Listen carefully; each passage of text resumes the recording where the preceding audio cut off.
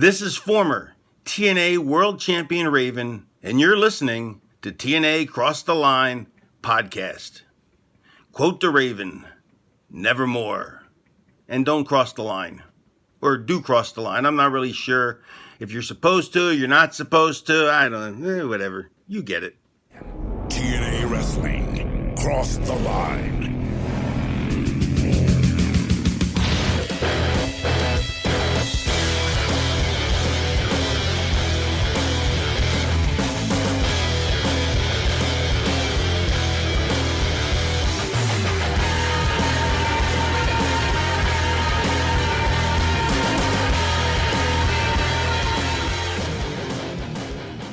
And we're back with episode 218 of the TNA Cross the Line podcast. I am Colling Jr. With me, as always, is Dallas Gridley. In Dallas, we're marching towards Destination X, March 12th, 2006.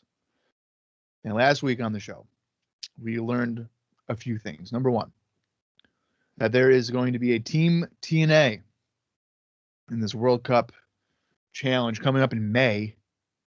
So we're getting ahead of the game here in February, as we saw Jay Lethal win a triple threat against Roderick Strong, Shannon Moore, to earn that right. And we also learned that there is a potential sex tape involving Jackie Gata and maybe Jeff Jarrett or somebody that Jeff Jarrett knows. I don't know. But she has been blackmailed into staying in TNA and working alongside Jarrett and his army of men. And Galkin. And Scott D'Amore made it very awkwardly clear that they were going to have some fun. So there's that. Going into Destination X, though, we have a few matches that have been announced. Jeff Jarrett noted that there is a 8-man tag taking place. I'm not sure. It hasn't been directly said who would be involved in that, but I'm sure, obviously, Jarrett, AMW, and someone else would be going on to take on fucking Rhino and Ron in Team 3. So that makes me think that Abyss will probably be the fourth in that 8-man tag, who we did not see last week involved in that. But also at Destination X, it's going to be an Ultimate X match because, man, it's been like, 3 or 4 months since we've had one, so it's been far too long. So we got to bring it back. And it's going to be another rematch of the triple threat. They had one at Unbreakable in 05, and they had one just last month at Final Resolution. Mm-hmm. TNA X Division Champion Samoa Joe, who has never competed in such a match, will defend the title against AJ Styles and Christopher Daniels at the event, Ultimate X. And then lastly, our main event for Destination X has been signed, sealed, and delivered. It is official. NWA World Champion Christian Cage, his first pay-per-view title defense will be against none other than Monty Brown. Dallas, you said it's shaping up to be a pretty decent card. I tend to agree. Mm-hmm. How you feeling? Yeah, I'm getting really excited for Destination X, and it's too far away to get this excited about a show. We have 3 more weeks to build. Anything's possible. They could switch all this on us and we could be less excited. That could still happen, theoretically.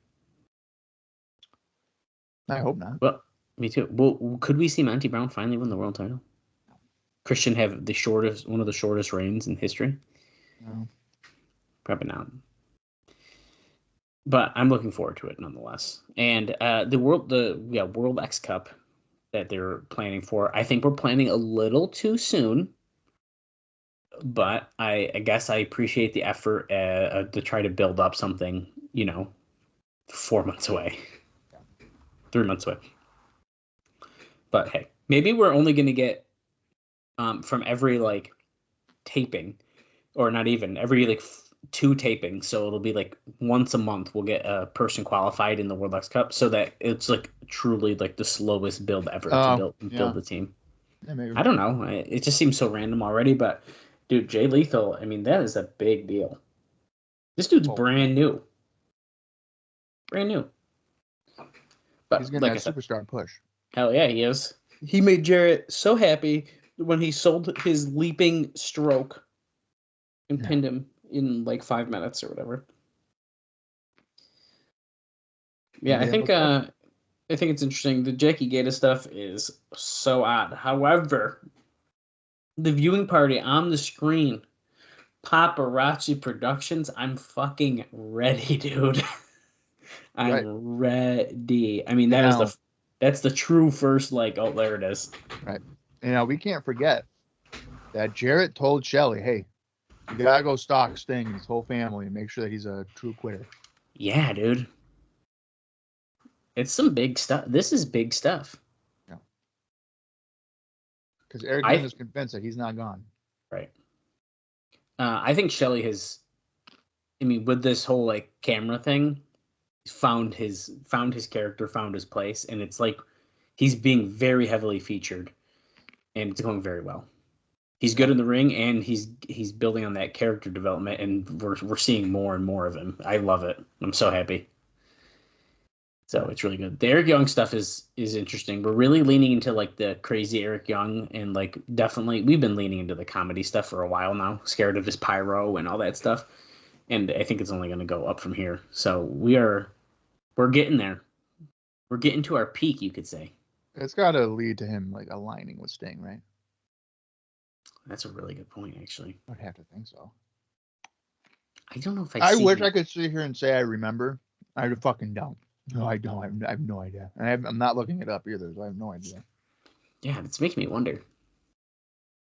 It does sound like that is what you would think would happen, but like, does that have appeal to it? I guess is the bigger thing. I don't know. I like Eric Young. I just don't know if that makes sense to me right now. I think it could make sense. I certainly would not want to see a Sting versus Eric Young match. I don't think that would make sense. Because Eric Young's a heel, but he's like a comedic heel right now. Yeah, but Sting got thrown under the bus by Eric Young, so Sting was revealed that he's not actually potentially, or he is retired, I guess, and he's like mad at Eric Young because he threw him under the bus that Sting's not actually gone. So he's like, we're gonna fight at Slammiversary. Oh my god! Right. No, like I can't really see that happening. Well, what they should absolutely do if Shelley does this whole stalking thing, I mean, and Sting comes back, there's got to be a Sting Shelley match. That I do think needs to happen. I mean, right? I mean, is that not a perfect Impact match for Sting? Oh, 100%. That's like freaking perfect, dude. Yep. And you know Shelley would do good. Oh yeah, like hanging in there with him. So. Damn right. Be pretty interesting. Yeah. Oh, I'm looking forward to seeing how this all develops. As far as I mean, that's kind of all the big stuff from matches last week. We did see like a beatdown with Samoa Joe going after Daniels, after he fought. Help me here, Austin Aries, I believe it was. Yeah, I got thrown out, and then Shelley, or not Shelley, Styles came out with a chair, and he was like, "It's not for you." It's not for you. Yeah, so that happened. Yeah, I think we pretty much kind of covered everything that happened last week. So let's get into some news and notes for this week's episode. Do it. And then we have a little bit to cover during the show as well. So lots of fun stuff here. All right, starting off in what is actually huge financial news here in TNA. And Dave says we don't have much in the way of details on it. Is the relationship between TNA and Morphoplex, its main sponsor, is over. What? Yeah.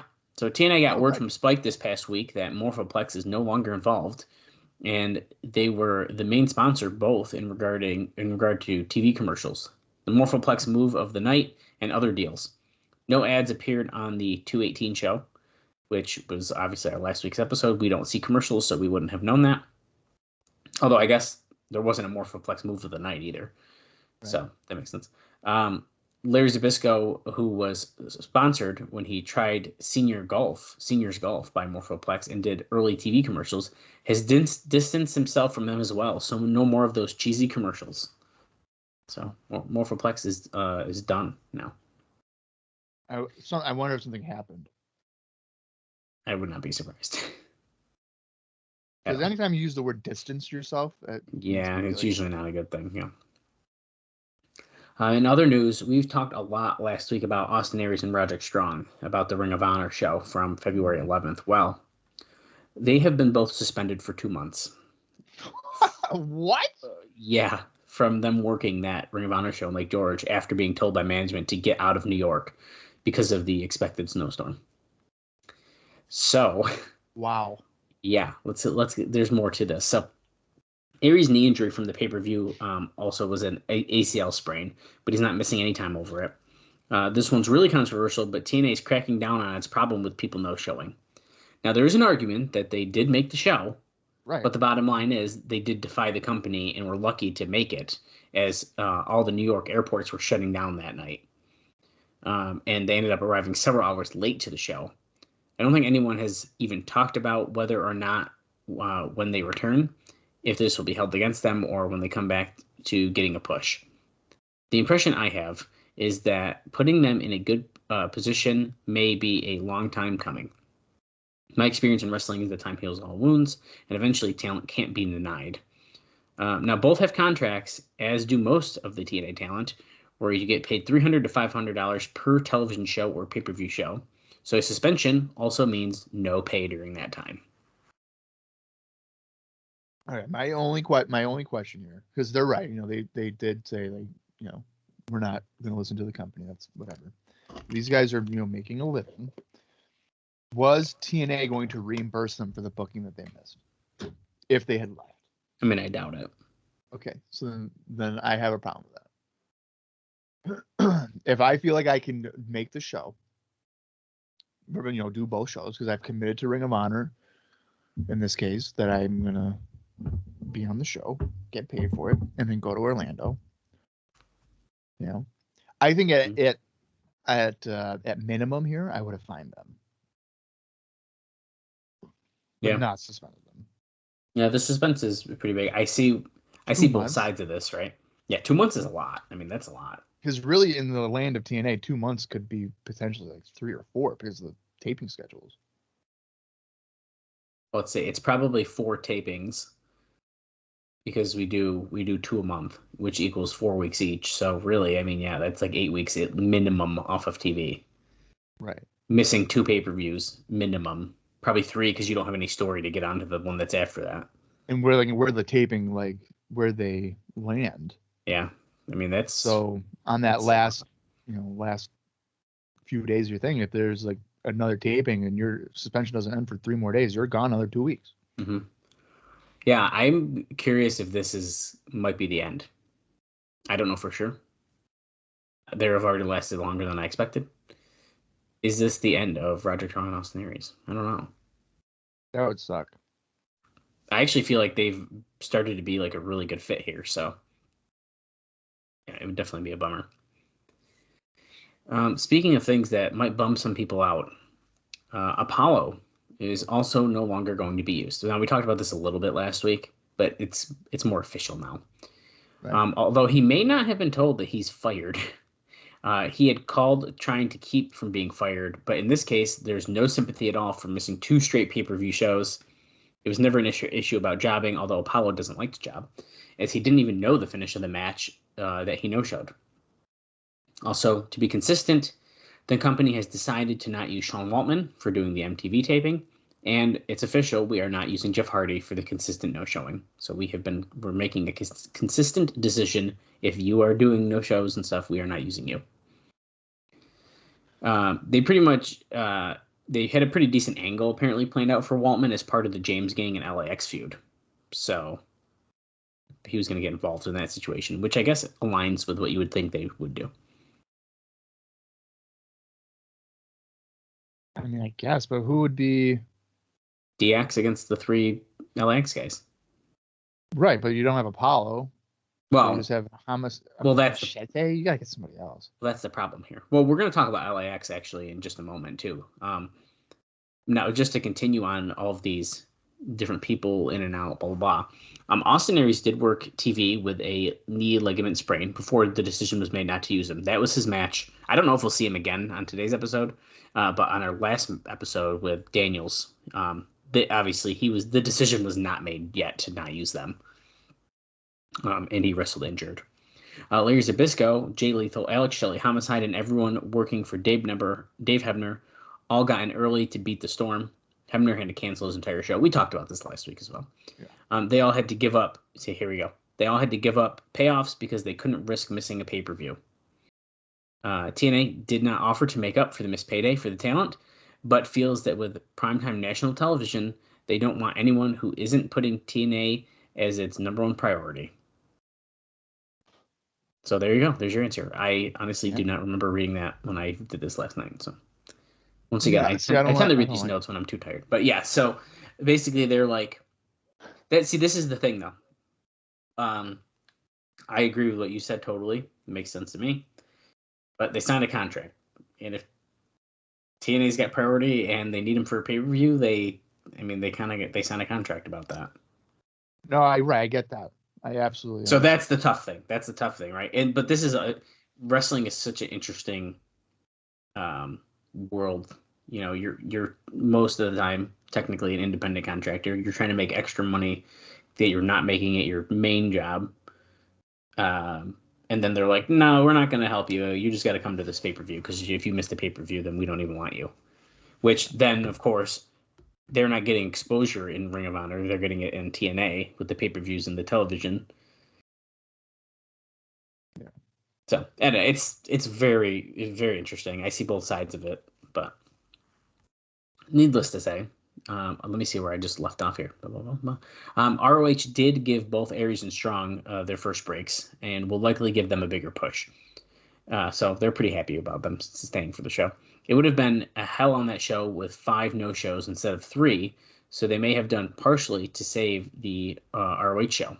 Dave says, I can also see Gabe Sapolsky becoming leery of booking Samoa Joe, AJ Styles, or Christopher Daniels the night before TNA pay-per-view shows, because it would hurt to have those guys advertised and not show up. Particularly if it was to happen to so many of them on the same night. The counter-argument is that if TNA wanted everyone to miss their scheduled shot, they should have paid them for the missed night, which is what Bob just said. Aries was trying to get a new deal in the discussions, and when that didn't happen, he decided to stay in New York and do the ROH show. There were those of the opinion that even when they come back, they shouldn't get pushed because they proved when their chips were down, they were willing to miss a major show.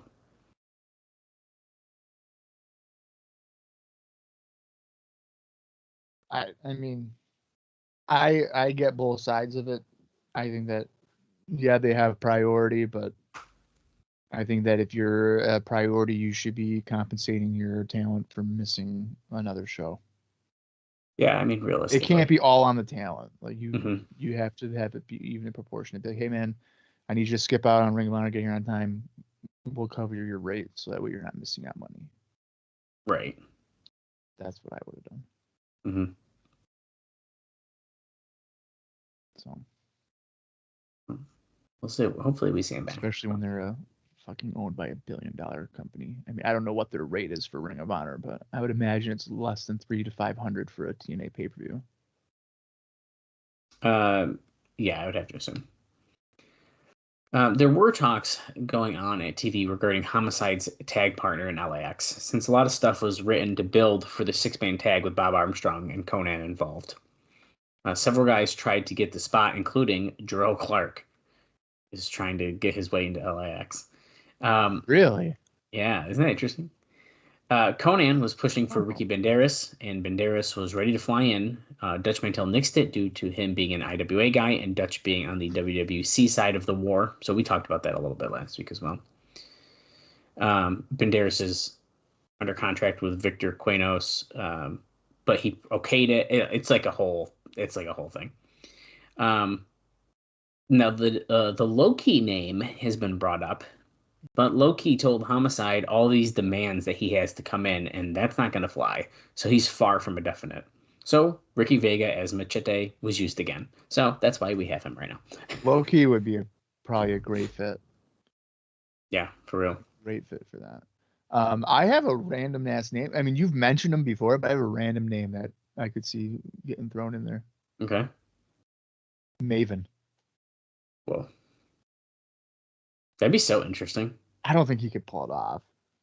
Yeah, but isn't that something where it's like I kind of want to see him try. Yeah, I think because if he could, that'd be kind of cool. Yeah. Interesting. A long time WCW ring announcer, Dave Penzer. I don't think we brought this up last week. Dave Penzer started at Against All Odds. Oh, I mentioned. I was like, wait a minute, that's David Penzer. Yeah, so we said it at the It was show a sign. on our Against All Odds pay-per-view, but we didn't bring it up again because he was on Impact. Right.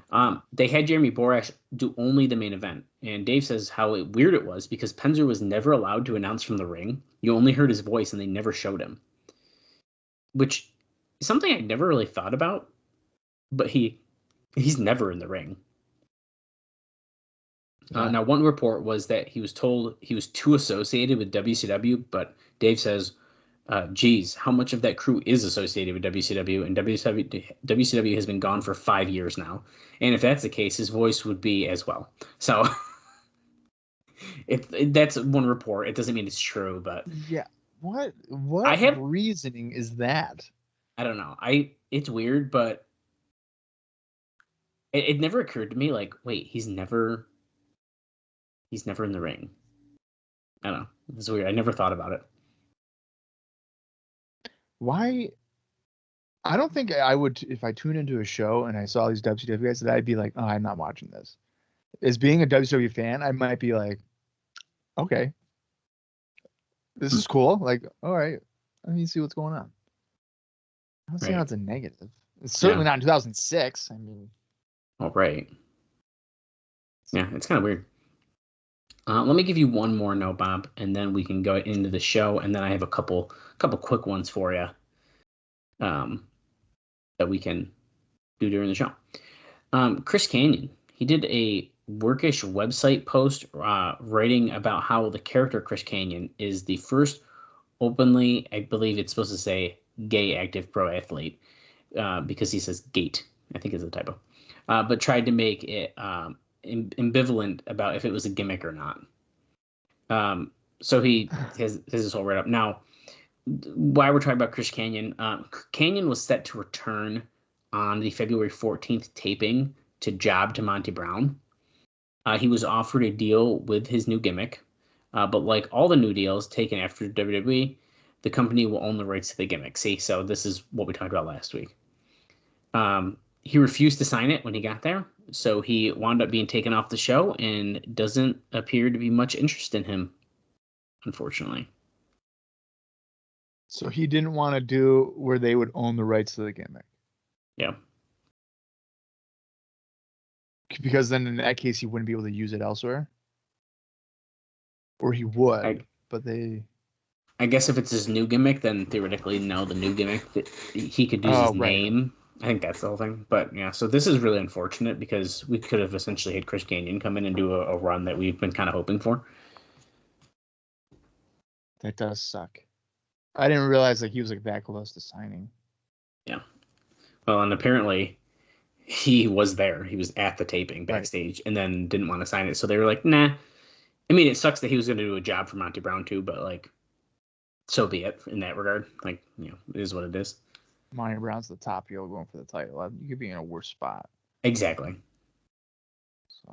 So very unfortunate because I'm pretty sure we figured out he only has the one appearance, right? To my knowledge. Yeah, I don't think he. I don't think he makes any. Yeah, it's crazy. He certainly doesn't have another WWE appearance or anything. No. That pretty much wraps him up in the mainstream, I think. Yeah, it's unfortunate. Very unfortunate. I'm surprised Ring of Honor never tried to book him. Yeah, that's weird. His style would have fit there. I think so. He's from Long Island. So. He's wicked good, so fuck him. Yeah, he is. He's very good. Stupid. All right, so that means we're good to get into the show. Mm-hmm. As Dallas had mentioned before. It is the February 25th, 2006 episode of TNA Impact. The runtime for this is approximately 41 minutes, 38 seconds. I'm going to count down from 3, and when I say play, that is when the watch along shall begin. If you want to watch along with us, head over to TNA Plus or find it in your own personal collection. So here we go. 3, 2, 1. Oh, we missed the face of professional wrestling thing. Oh, we're seeing the Jackie Gata highlight thing already. Did you like that clip of Jarrett laughing? Gotta love Jeff. Bullet Bob, the backstage thing. A lot of interesting stuff going on here. 8 months undefeated, they just said for Joe. That's crazy. And it's not like he's had just like job matches. He's had some bangers in there. Yeah, he has.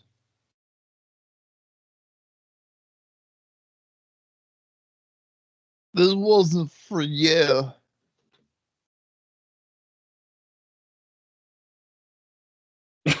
Your jungle gibberish. Like, what the fuck? I do like that Christian came out and essentially gave Monty Brown the title match that Jarrett promised him. And of course, yeah, we closed the show with him running into Christian's locker room. Will we find out what happened? Probably not. Christian probably wasn't even in there.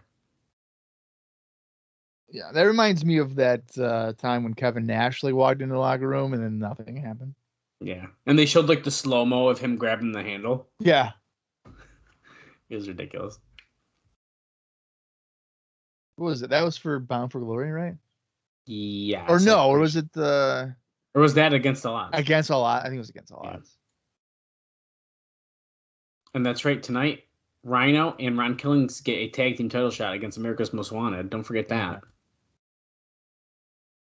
That was a nice Abyss sign. I saw that. Yeah, it was really nice.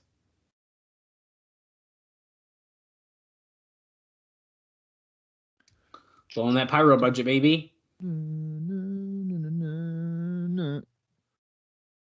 Yeah. Well, Oh, here is probably the match that Chris Kanyon was supposed to be involved with. Yeah. So here comes Monty Brown.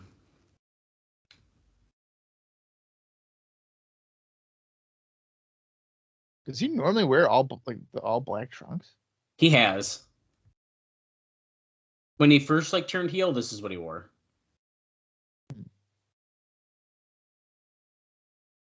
I like him better in red. Yeah. Ooh, ah. Who's he fighting? Is that Dylan Knight? I don't know. I don't got the card in front of me.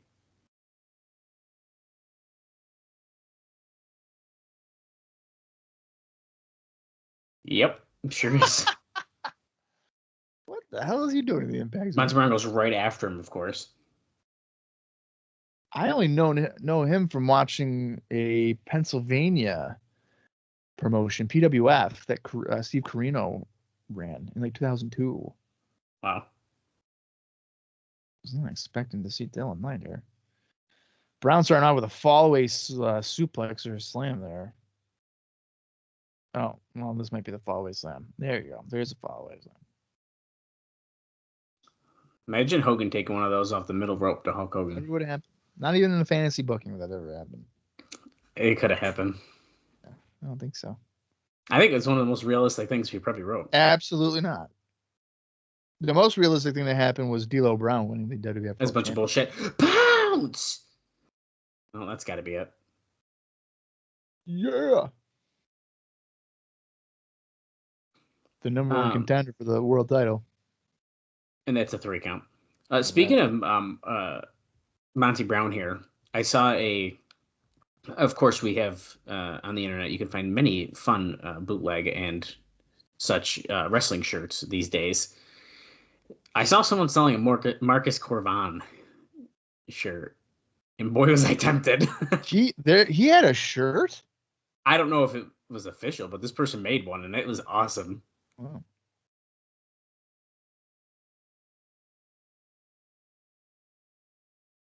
Oh, he came here looking for you last week, and he's checking the wrong locker room, so he's looking for Cage still.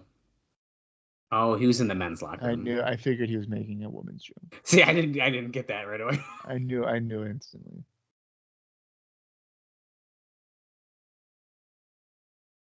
He's the kind of male to be around building company, and Monty Brown is the one that you build the company around.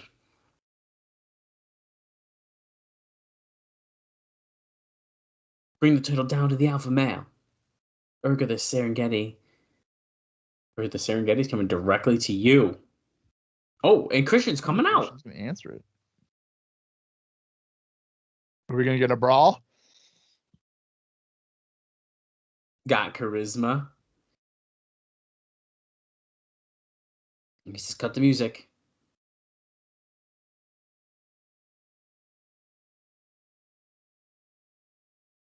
There'll be no glass ceiling in TNA.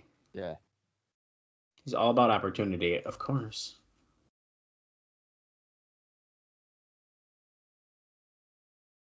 I'll let you say your big piece. He goes, we both know this is going to get physical. Let me get in the ring and say mine. He welcomes into the Serengeti as Christian's getting in the ring. He wants him back up so he can get in the ring before he gets physical.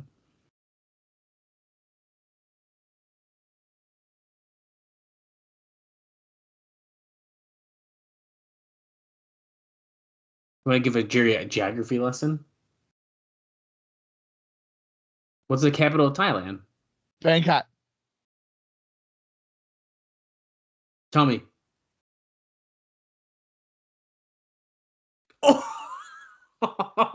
He literally smacks him on the nuts.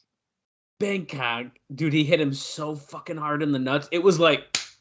That's such a high school thing to do. Well, the crowd was yelling it, dude. Bangkok. Because they knew the joke. Well, yeah, of course. Wow. That was hilarious.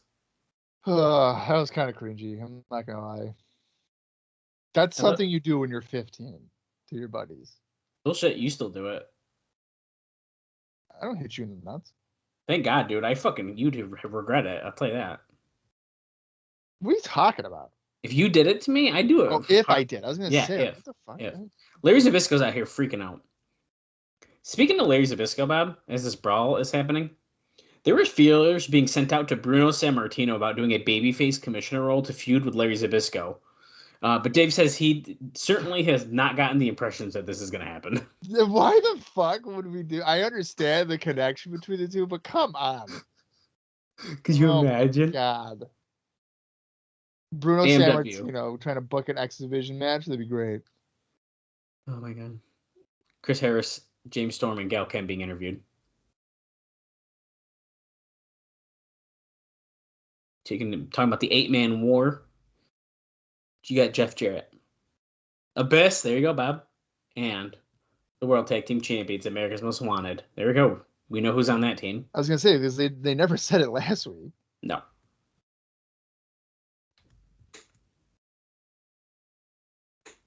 So Harris is promising to give a taste of what's going to happen at Destination X, and they also get the shot at the title.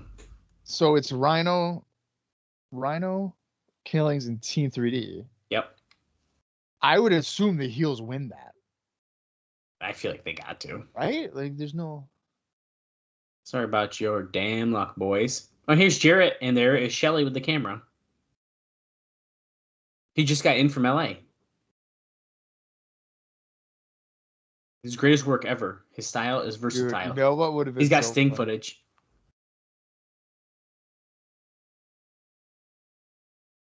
Get the viewing party room all dressed up. So he's telling Gal to go get Jackie to get that room together. Speaking of Jackie, as we figured out, there's a note here that Jackie Gators' role will be the person on Team Jarrett that they all just abuse, essentially. That's great. Yeah. You can see it's to build up her finally turning on them and feuding with Gal Kim, who will be humiliating her more than anyone else. So they're going to have Gal Kim really put the pressure on Jackie, it seems, to build for a match.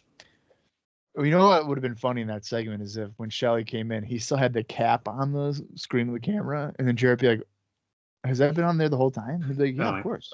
Yeah, that's how it works. Oh, get back to LA.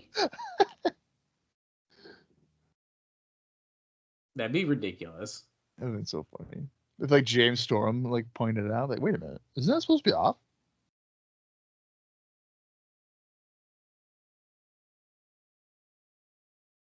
Roderick Strong and AJ Styles coming up next. That's a match.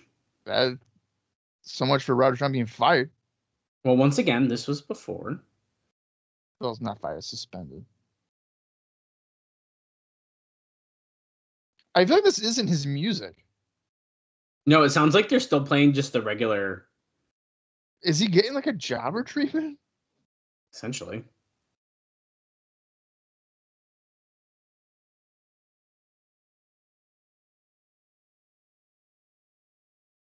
His opponent from Gainesville, Georgia.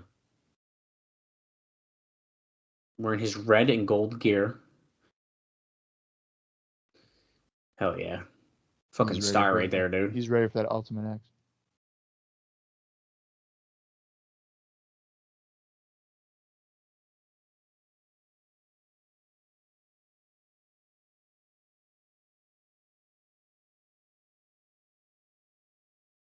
I don't think I have anything.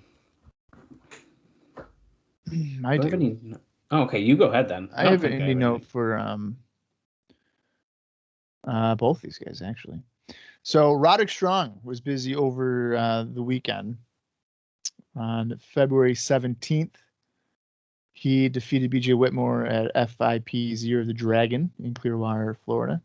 And on February 18th, he defeated Matt Seidel for FIP. It's an unnamed show apparently, but it was in Crystal River, Florida. And on the same day, here on February 25th, Roderick Strong teamed up with Austin Aries, known as Generation Next, to retain the Ring of Honor Tag Team Championships against AJ Styles and Matt Seidel at the Ring of Honor 4th anniversary show in Edison, New Jersey.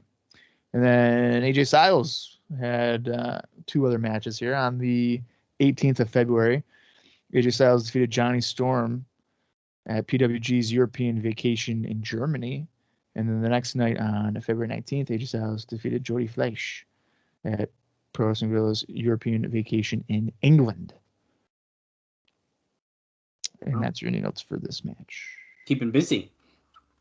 Daniels is on commentary, by the way, and believe it or not, after this TV taping, he had arthroscopic knee surgery, but don't you worry, he will be back for the pay-per-view on March 12th. He had knee surgery? Yes, he did. A month before an Ultimate X match? Maybe it's less invasive. I don't know. I don't know the differences here. I'm just the one reporting. Okay? I feel like anytime you say surgery and knee, it's arthroscopic, so it might be like little. Doesn't matter. Speaking of Destination X, interestingly enough, the pay-per-view is actually going head-to-head with the season premiere of The Sopranos, which of course is getting a ton of publicity in the week before the show. So people might not watch it because they want to watch the new season of The Sopranos. I wouldn't be surprised by that. Have you watched The Sopranos, Bob? I watched it with my mom as it aired, yeah. Did you really? Yeah. I am trying. I was gonna try to do a rewatch of it. The first season is really slow. I was just gonna say, see, with my attention span, I always have to be like doing something. No, I haven't started season 2 yet because it was so slow, and I can't get myself back into it. Yeah. I do want to do it though. It's Aries. Geez, the final season Styles is amazing. I hear good things. Oh, beautiful spin kick by Styles after they were just trading punches. I said Aries, but I meant Strong and Styles. But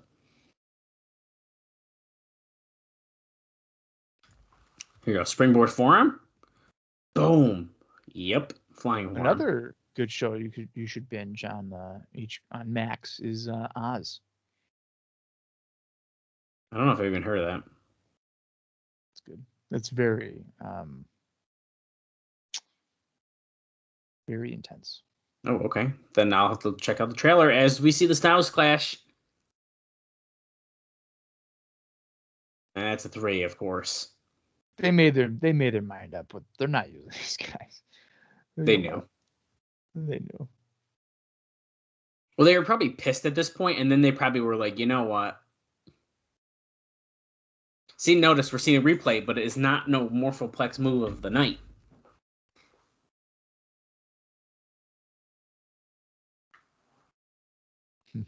That sucks. They're like Roddy and stuff. Yeah, because what's crazy is like Roddy doesn't get anything out of or anything aside from Ring of Honor until fucking NXT. Oh, Gail Kim gives Jackie Gata something. It's in a cheetah bag and says, "Put this on. Jeff wants you to wear it."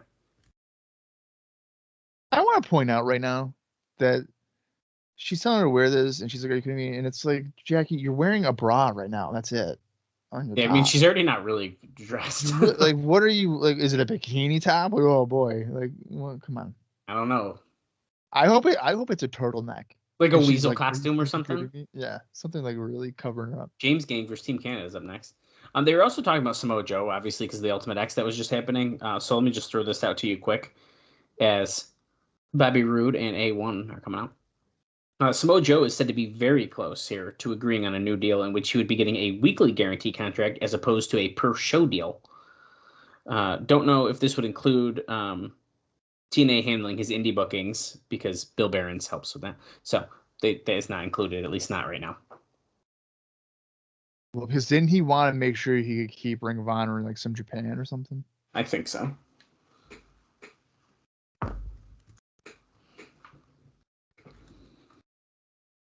Here are the Canadians. A1 and Bobby Roode. And here comes the James Gang. They're really pushing the envelope with the New Age Outlaws stuff. Oh, you didn't know?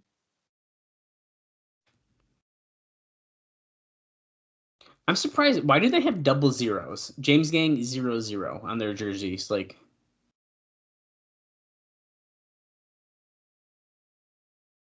This music is different. it's new.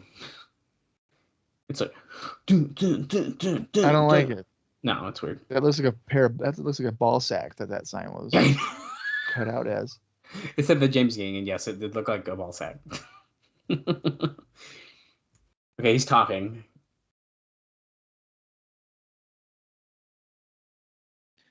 I'm assuming they did the double zeros because they probably just bought the jersey somewhere and then personalized it. Yeah, but I mean, I don't know what numbers I'd expect, but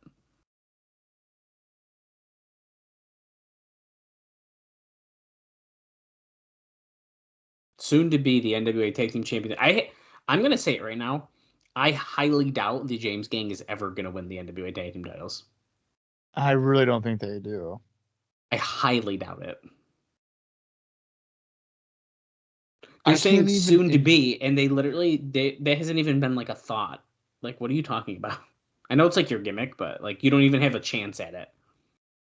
Right. There's not even been any interaction with AMW to suggest that they would even get. Or like winning a big match, nothing. As Bobby Roode chop blocks the knee of Kip James. Okay, who's you would have selling it. thought. Yeah, you would have thought that he just exploded his ACL on that. So when he does like the famouser in about 45 seconds, we're gonna be like, "What the hell?" You know, I guess it's maybe like the shock of like, "Oh, hey, this guy just chop blocked my knee." But Yeah, but he sold it literally like it popped. Like, oh fuck. Oh man. And if I was Dave Meltzer, I'd say those shorts are way too tight on Kip James. Even though they just look like biker shorts to me.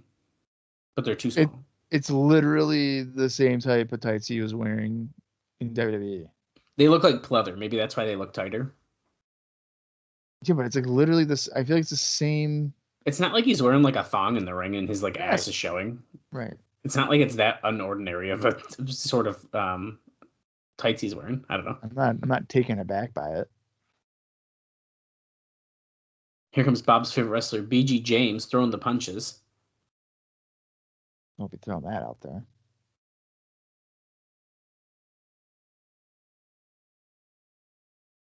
Clear house. Oh, big boot. That was a good big boot. Oh yeah. Who's that? Oh, is that Machete? Yeah, and there's right. Conan with the slapjack. Oh, Conan with the slapjack. Oh, Northern Lariat by Bobby Roode. Should do it. Ref ignores the fact that Conan is sitting on the apron. Well, Conan's got a bad hip. By the time he would have got down there, it would have looked awkward. Okay, LAX is just beating down on BG James here as Team Canada leaves. Hey, Bob, speaking of Team Canada, if you guys have not checked it out yet, ProWrestlingTees.com/CrossTheLineTNA, you can pick up the new Canadian-inspired TNA Cross the Line podcast shirt. Oh, the slapjacks at the again. Where's BG Bullet James. Bob? Is he coming? There he is. In a bright yellow shirt. Can't miss him. The same one he wore last week. Oh shit! He just took out Homicide and Machete. Oh God. Oh shit! Oh my god, he's ripping his shirt up. He puts it. Look, he's tucking his glasses in his pants. Okay, dude, the crowd popped way too much for that. I'm kind of scared. You're scared because you know he can work a match now. I'm scared that Christian Cage and Bob Armstrong are about to have a TV world title match. Because he can still bring it. There's no glass ceiling, even if you're old. Okay, from Doncaster, England, we're seeing some Global Impact footage. Samoa Joe, AJ Styles, Jeff Jarrett, Abyss, Christopher Daniels. They wowed the thousands in attendance. Sold out Doncaster Dome. A big thank you to the thousands of fans that showed up to the Doncaster Dome. It's like a very quiet voiceover. Yeah. TNA Wrestling's making a global impact. And yes, my nose is stuffed up. I have a flu. My kids brought a cold home. I have a cold. I'm sorry, but we're making... Samoa Joe's in action next. I would have saved my Samoa Joe note if I knew. I literally can't look at the card, though. A little Daniels package here. Fun fact for you about the James Gang and stuff. Dave Hebner's next show on March 3rd in Norfolk at Lake Taylor High with James Gang versus Jarrett and Monty Brown on top. Plus, Rikishi will make his debut, and there will be a huge addition. Whatever that means. But Dave Hebner... addition to the card? I guess. But some TNA talent getting used there. What else do I got for you during this? Oh, there is becoming a real zero tolerance policy with the booking committee, since Raven being gone was not so much a storyline as a response to his complaining. So they are going to be holding the booking committee, to a standard here. You can't just write a guy off because he's complaining.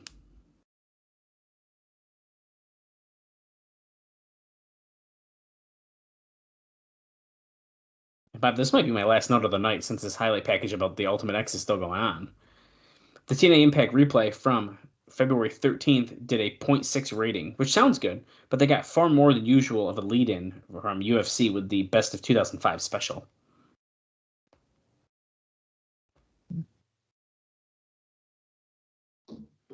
Can the cables even hold them? AJ doesn't know. He doesn't know if Samoa Joe will literally pull the cables off. He just said that. Pretty much. He's like, can the wires even hold them? Look at Zbyszko goes, I can guarantee you the cables will support Samoa Joe. As if he's like the most massive man you've ever seen in your life. No, notice Shark Boy's coming out. But above the tunnel, it used to say Morphoplex right there, because that's the same one Sting walked out of, and it does not anymore. From the deep blue sea, Shark Boy. Oh, no. Is this going to be him getting murdered by Samoa Joe then? Yeah, they said Samoa Joe's up next, so.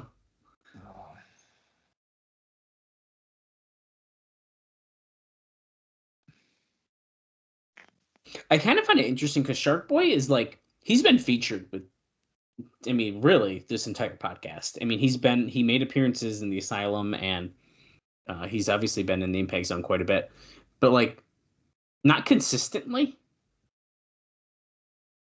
I feel like he just shows up every couple weeks. Yeah. But like eventually, isn't he like consistently here? Yes, he is. And then but what's also crazy, he was in WCW, so there's that WCW connection. Right. So that's probably why they're trying to lay off it a little. Right. Not have him on camera as much. So did he? Remind me. I should know this because I watched it. Was he like on TV at the end of WCW stuff? He wrestled on more Saturday night. Saturday night. I think maybe Worldwide a couple times, but it was definitely more so Saturday. But not like Thunder and stuff? I can look it up right now because I'm literally looking up his stuff. He's got indie notes. Okay, do that, yeah. Back on February 18th, the Gambino Brothers Moving Company retained the IWC Tag Team titles by defeating the Super Friends, which was Glenn Spectra and Shark Boy. And then on the same day as the show, Shark Boy defeated Spud for MEW in Spud. England. Yes. Now, if you're going to ask me if that's at the same Spud as Rockstar Spud, it is. It is. I was gonna guess, but that didn't seem right to me. Yeah. So that was Wow. Now let me see if Shark Boy in WCW ever appeared. I feel If like, I had to guess, he maybe would have been on the Thunder, but I'm going to look it up right now. well, so I watched, as we've talked about many times, like what, April, whatever, to the end, and I don't recall seeing him, but Yeah. So he does not. He is literally just on Saturday night. does he win ever? Oh, he actually was even on in 1999. Oh, so Shark Boy did make a Thunder appearance Whoa. in 1999, but not as Shark Boy. Oh, in '99. Oh, okay. He was known as Dean Roll. Dean Roll. Okay. Biting Samoa Uh, Joe's head here. Look at that. but let's see. So in terms of ever winning a match, he did. Oh, wow. He defeated Jeremy Lopez on the February 26th, 2000 edition of WCW Saturday Night. Muscle Buster. And you know what he's going to do next. He's going to lock in that coquina clutch, and he does. I'm going to have to review some of these. I think I'm going to have to review Saturday Night 2000. If there's a Shark Boy win on WWE TV, You have to. Shark Boy barely has the strength to tap out there, but he does. That went pretty much how we expected it to. Yeah. We are 26 minutes, 51 seconds if you're following along at home. Your guys' time might be a little bit different than ours because technically that new face of professional wrestling thing was a little cut off for us in the beginning, but yeah. Samoa Joe just won. That's why I say approximate on my times here. There's a sign there that says Joe, play nice. Which is kind of funny. Joe, don't play nice. Oh, we're in the dressing room. Let's see what she's wearing. I hope it's something that is basically the same thing that she was wearing. Look at all the different clothes. There's a nurse outfit. There's like 5 bras and underwear all hanging up. She just threw it out. That's why it's got to be something like hideous. Oh, I saw a long sleeve. I think it's going to be like a wench outfit. Yeah, it's got to be. Look at Paparazzi Productions in association with Alex Shelley Productions.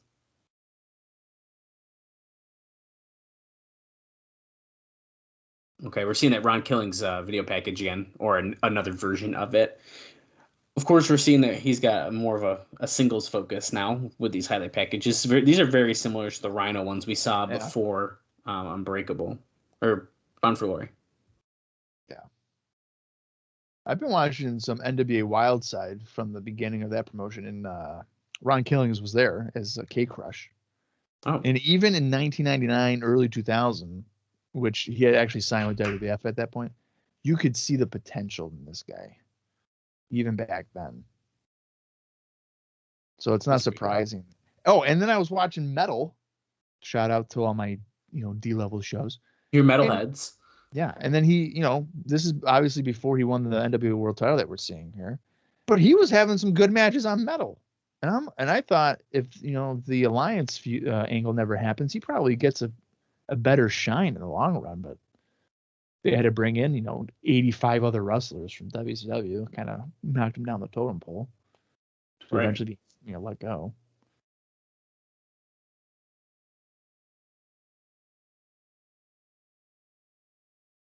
Ron sees himself coming out of a cocoon. I kind of like.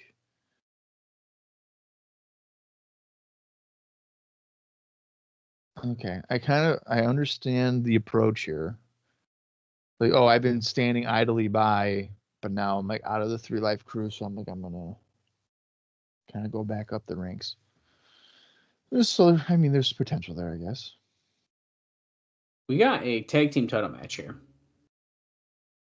Coming up next, the main event of the show. Here comes Rhino. A makeshift team of Rhino and Ron Killings are getting a tag team title shot. Yeah, I don't love that, to be honest, but I don't hate it. I just wish there was more of a reasoning behind it. Essentially, it's like, let's do it. Oh, look at we're seeing Rhino gore Abyss through those 4 tables off the upper deck. And here comes Ron Killings. I like how we're being told that he's going to get more of a singles push, which, by the way, Dave said that as well. And here he is in a tag team title match. Yeah. What's up? What's up? People over here, what's up? What's up? What's up? What's up? He's not really getting a big reaction or anything. They're all chanting, "What's up?" What are you talking about? No, but even like the vibe of it, it's just like they're not really connected to it. We find the defendants guilty. Let's go, baby. My favorite TNA tag team. Maybe tied with the Machine Guns.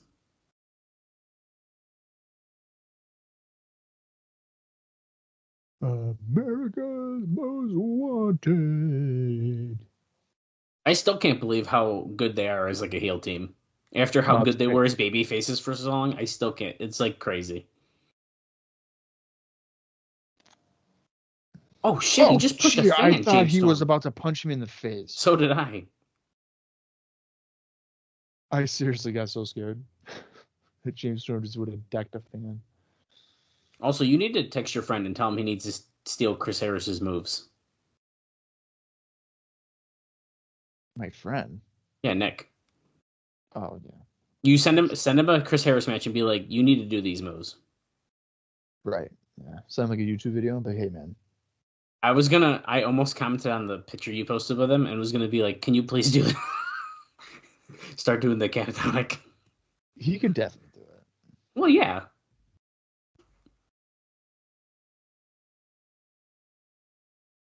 James Storm and Ron Killings kicking us off. Rudy Charles is your referee. I'm not quite expecting a ref bump. Usually that's Andrew Thomas, but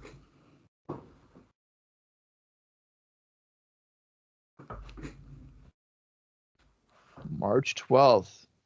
Just 2 weeks away. that's crazy. We have 2 more episodes of Impact after this, and then we are at the show.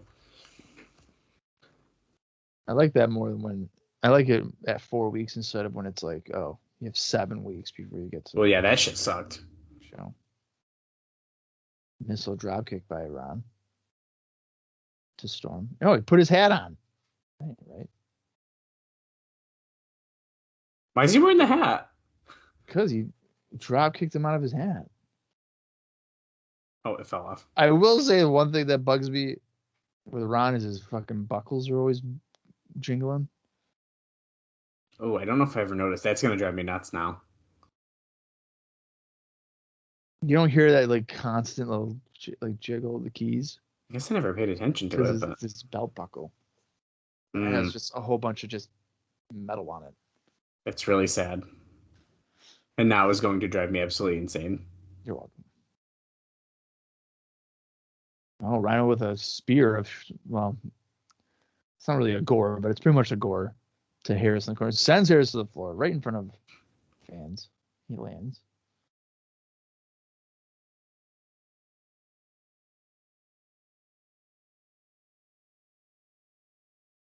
I like how Rhino cleans house and he has to stand on the apron and not do a thing because Ron can't make the tag. That's great. Flatliner by Storm there by Ron. Probably should have tagged out to Rhino, but he didn't. Harris breaks the cover. Oh, Rhino's had enough. He's going after Harris. They're brawling to the floor. Yeah, he's not going to let that happen.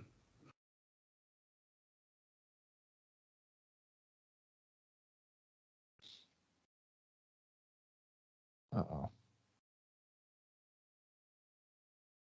Back in the ring, Ron and Storm collide on stereo cross bodies. They're laid out.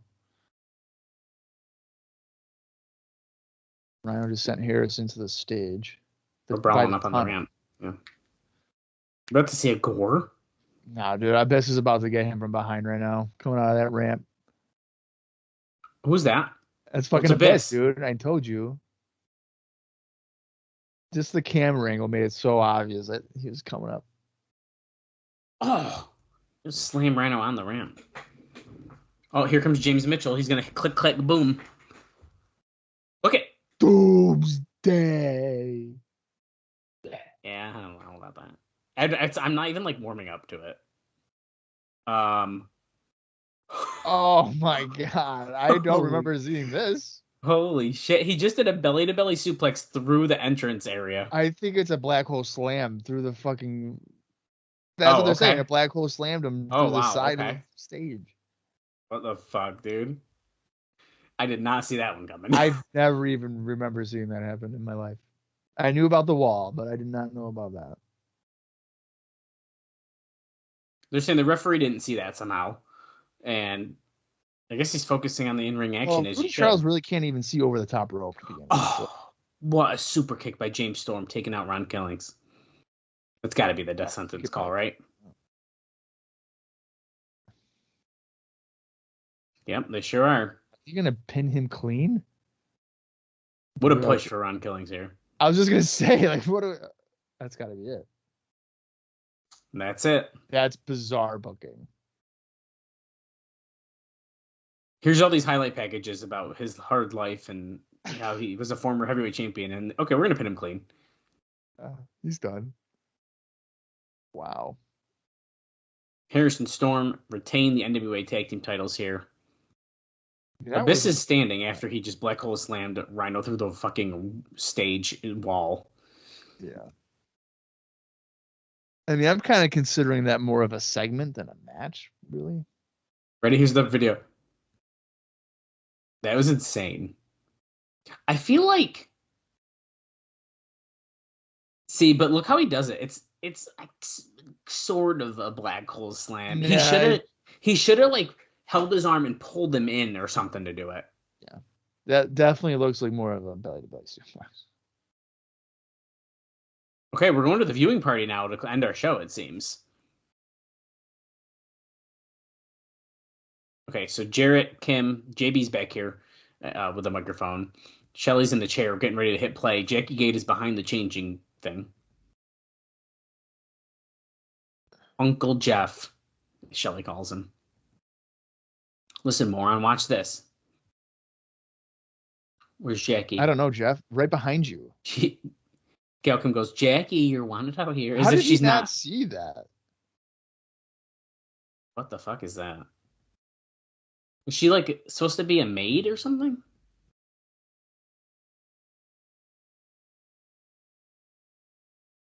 Oh, you wanted that copy of that tape? Well, oops, I dropped it, he says. Oh, she's covering her butt up. He's like, oh, that is so nice. What is happening? Yeah, nothing has changed really with her look. Paparazzi Productions. There's Stinger in the school parking lot at 2:45, 3 p.m. He's filming children. This is a felony, so it's fine. At a school property. Yeah. He's going to be put on a list. Yeah, he is. Come on, world's greatest dad. Sting showing off the On the way to Sting's house, 2:59 p.m.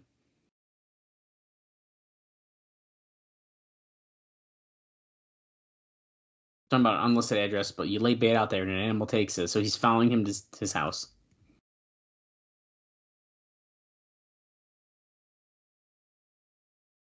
There it is. There's Sting's house. He's like filming him through the fence from a distance. That's a nice pad. Oh. I definitely want something like this when I move out of my apartment.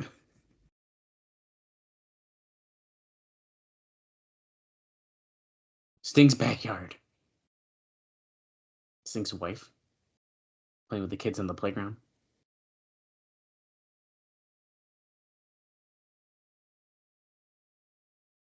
He's like, I had his camera on himself. He's like, Jeff, I'm in Sting's backyard right now. He did pretty well for himself.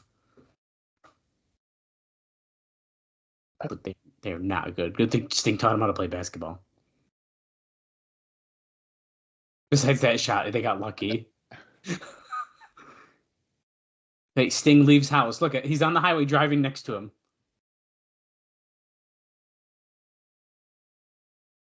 Eddie Bauer edition.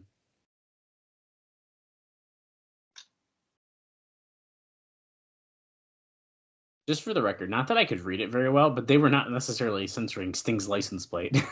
No. Feel that burn in your upper uvulas as Sting goes into the Gold's Gym. Okay, they say award-winning. We're back to the backstage area now. Showtime. Are you convinced now That Sting's a quitter? Eric Young says no. See, he's working out. Yeah, he's getting ready to come back. Working out. I know it. I feel it. He's gonna get me first. We're definitely getting an Eric Young and Sting match, dude. Yeah, we are. No more Showtime. That's his thing. His name. My name's Eric. Don't call me Showtime. Oh, now Jarrett's mad. Oh. Good work, Alex. You didn't even convince this moron.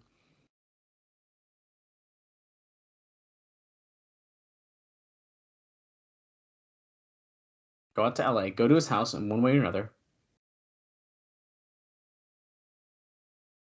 He wants you to film him saying, I quit. So he's sending Alex back out to LA.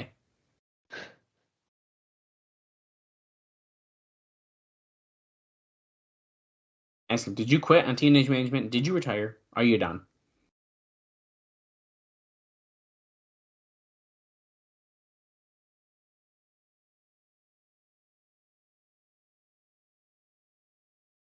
Sting's a quitter, they're saying.